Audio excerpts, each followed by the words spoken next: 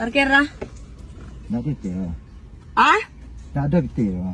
Nak ada biti buat apa? Dia nak ada biti lah. Oto sa gagah ko parkir nak dah.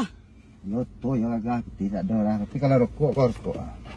Nak dah dah minta rokok dah biti dan ya. Ah? Dia nak ada biti dia di pangan nak pel lah itu lah. Sekali serang sama. Oh, bakal garansi dah ngomong. Ah? Nak bersindak je dah. Ni tahu dah siapa? Siapa? Ah? Siapa? Nama Izet. Izet apa? Izet. Tanyalah ke orang-orang polsek. Nak ada nak tahu je dan dah. Ah? Kalau kau Izet tu je ada tu. Izet jadinya. Kalau hilang je, Hilangan jenyo Izet dia. cocok Izet tu lah. Balik cocok lah. Ah, kau nak Izet tu ah? Kau Izet? Ada Izet dah. Ya. Ada. Nak tu cara tu, naik ke tetok ah. Cara minta pakir kau tu cara. Wah. Awak naik atas Ya, dah. ni tu tu. Awak begarai dah.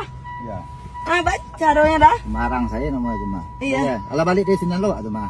Iya dah. Nah, cara minta po.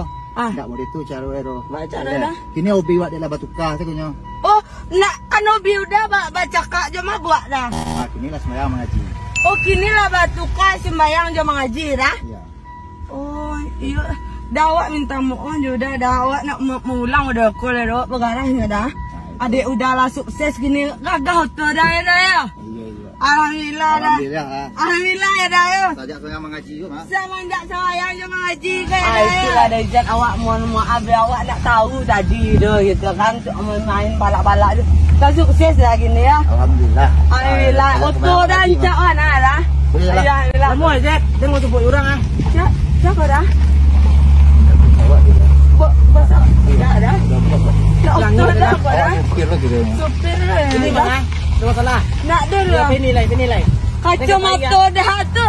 Kau kacamata panik tu kacamata ini dah. Kau di Singapura mali ke mah? Singapura dah. Lah, laisau ni pai. Lah, isau. Aduh, don dengan pai ya. Iya yang.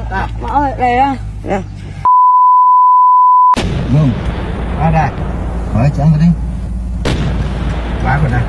Menjual tadi tu. Mengarin dah. Hari tahu. Apa-apaan? Indah tu apa?